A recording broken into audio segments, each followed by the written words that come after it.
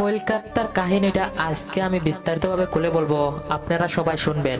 আসসালামু আলাইকুম ওয়া রাহমাতুল্লাহি ওয়া বারাকাতুহু। আমি কদরুল সবাইকে বলতে আসি। তো শুনেন, কলকাতায় একজন নার্স ছিলেন।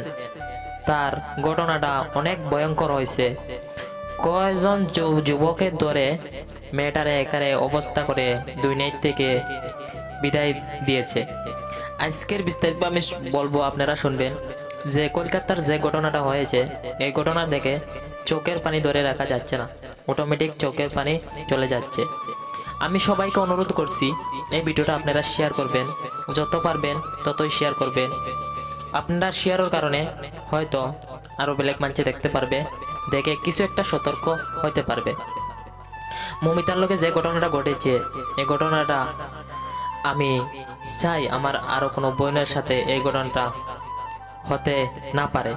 আমি পুলিশ প্রশাসনের কাছে অনুরোধ জানাই, যাতে যে মানুষগুলা এই কাজগুলা করেছে তাদের অনেক অনেক উচিত শিক্ষা হতে লাগে, যাতে দ্বিতীয়বার একটা মেয়েদিকে তাকাইতে তাদের শরম লাগে এবং ভয় লাগে।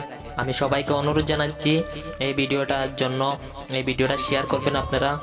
আর এইভাবে যেগুলা মানছে যে মমিতার লগে ওরকম কাজ করছে, ওগুলা মাঞ্চর উচিত শিক্ষা হতে লাগে। আমি জেল চাই, ওগুলা মাঞ্চর জেল চাই, যাতে মমিতার লগে যে এই ঘটনা ঘটাইছে। আমার দেখে চোখের পানি ধরে রাখতে পারছি না মমিতার এই ঘটনাটা শুনে। কি বলবো, বলার মতো কিছুই নাই। আমার চোখের পানি অটোমেটিক এসে গেছে যেমনে দেখছি মমিতার এই কাহিনীটা। মমিতায় জুড়ে চিৎকার দিয়ে বলছে, বাঁচাও বাঁচাও বাঁচাও। তার সাথে যেগুলা বন্ধু আসলো, ওগুলা হাত চিপে ধরে, মুখ চিপে ধরে, ওগুলা মমিতাকে দুনিয়া থেকে বিদায় দিয়েছে। মমিতার লাশ পর্যন্ত চৌকে দিয়ে রক্ত বেরোয়েছে।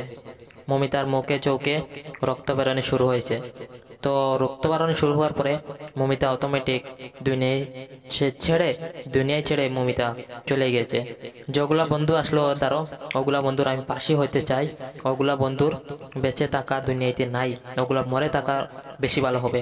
আমি সবাইকে অনুরোধ জানাচ্ছি, ওগুলা মানুষের ফাঁসি হওয়া উচিত। আপনার মতামতটু কমেন্টও জানাইব, ঠিক আছে?